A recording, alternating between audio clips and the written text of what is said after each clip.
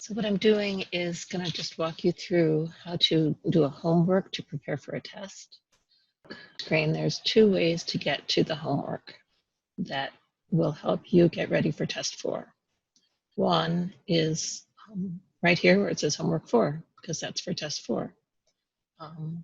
Or you can click on the view assignments list and it gives you all the different homeworks. So I had already started this, so it says in progress, but just click on homework 4 because that'll prepare you for test 4. All the homeworks match the tests. So when you open it, it gives you a problem. I already tried this one and it got marked wrong because I went over here and I opened and explain, and that's what you see here. This explains the very problem that I was working on. So I can read through that and it tells me the answer. Then I would need to go on to the next problem.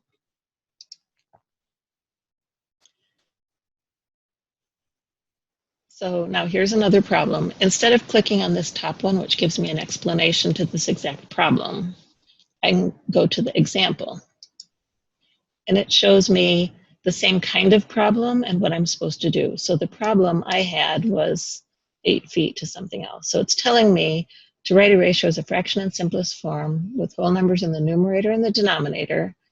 I first write it in fractional form and then I reduce. So here, sometimes it's hard to see exactly what they did, but see what they did is they took first they canceled out the units, and then they divided the numerator and denominator. They canceled it by dividing by 8. And unfortunately, it doesn't show you that they divided by 8 here to get 3 and by 8 here to get 8. And then that's the answer, 3/8. So that would be one way to get an explanation. If this doesn't totally make sense, you can close out of example, go over to videos, and it gives you a video that explains how to write a ratio in lowest terms.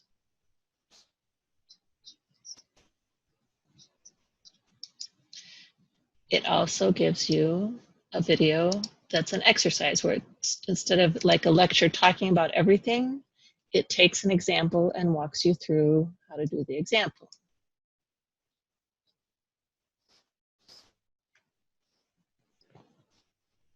Okay, so I could have done any of those. The other thing I can do is go to the ebook, and if I click on the section, it actually opens a textbook for me. And the textbook explains how to write a ratio. And then if I keep going, it's going to say how to write it in lowest terms. Just that you go through and you find which of these things is most helpful to you. The issue with this top one is that if you use it, you're not going to be able to answer this question. You'll have to come back next time to answer the question. But if I go back to question 2, sometimes you have to click around a bit to figure out how to do it. The other thing I can do is save it for later. So rather than submitting the assignment, if I'm not done, I can save it for later. I could skip this one. I could go on to the next one. And see, I'll know that I can go back and do it. So the idea would be to go through all the questions, answer them as best you can. And so I would go through and do all of these questions, finally submit the assignment. Then I can go to the report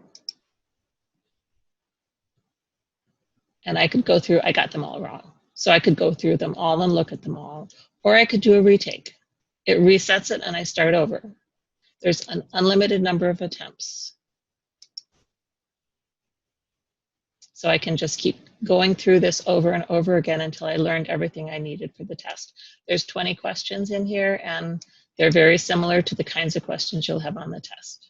So I hope that helps. If you have any questions, feel free to email me or email your professor.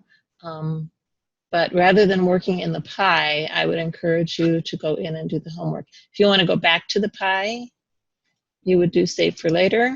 If you don't do save for later, it may not let you do some other things.